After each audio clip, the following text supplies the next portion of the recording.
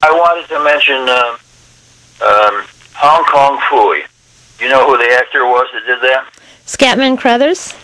Yeah. And Scatman, that was at Hanna-Barbera.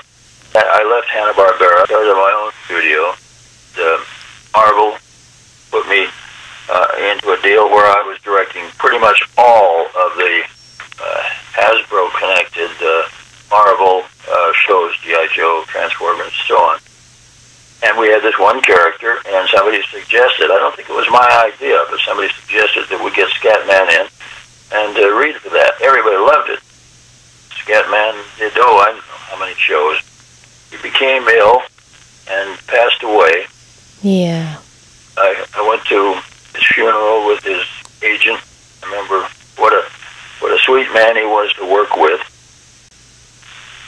There were about 3 episodes which his character was still in, and so I decided, because I knew him so well, had done all of the Hong Kong Phooeys and so on, and directed him in a lot of Transformers, that I would do his voice for 2 or 3 episodes, and then the writers wrote the character out of the show, but I did the voice probably, there's 3 episodes at the most.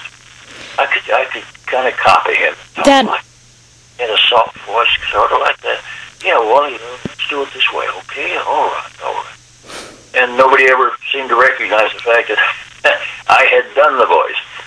So I was kind of a nice, to me, kind of a nice, sweet, warm goodbye to Scatman. You know, that wouldn't happen to be Jazz, would it? From Transformers? Yeah. Oh, yeah, excuse me for not mentioning it. Yes, his character was Jazz. Yeah. And I think the character has appeared, done by other actors, in the Transformers that Michael Bay has produced, has directed as his movies, too. Yeah, he has. Yeah. I remember watching, aside from the interview, I remember watching, it was one of those Twilight Zone movies that had Scatman Crothers in it. Oh, yeah, he worked a lot. Can you remember the movie with it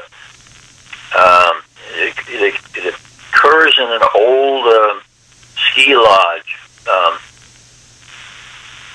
very famous movie.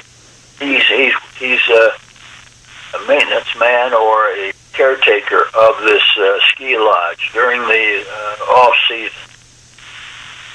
And it's a spooky thing. It's a famous movie. I should be able to snap the name out right now. I can't remember it myself, but I do remember him in One Flew Over the Cuckoo's Nest, too. Yeah. And I think the director of the Cuckoo's Nest and the one I'm trying to think of, that I can't seem to remember the title, were directed by the same person. It wasn't The Shining, was it? Yes, The Shining, of course. Thank you. Yeah, he was in that. He played a lot of parts in motion pictures, and just a very nice guy to work with. He was called Scatman. I once said, where did you get that name? He said, well, back when I was starting in the business, there was a term scat, meaning the kind of rapid nonsense type language that's used when you do scatting.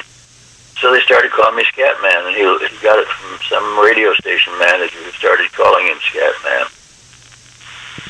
The rhythm that goes with that, I frankly, I told Scat, I don't dig your scat very much.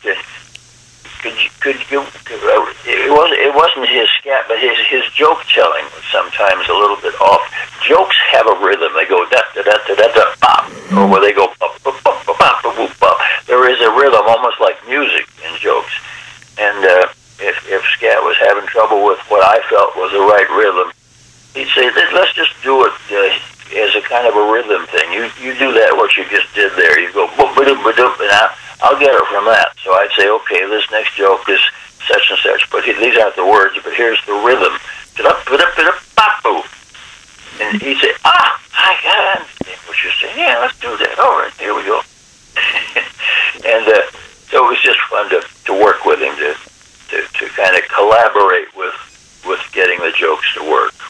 He sounded like he was a really fun person to be around. He was. He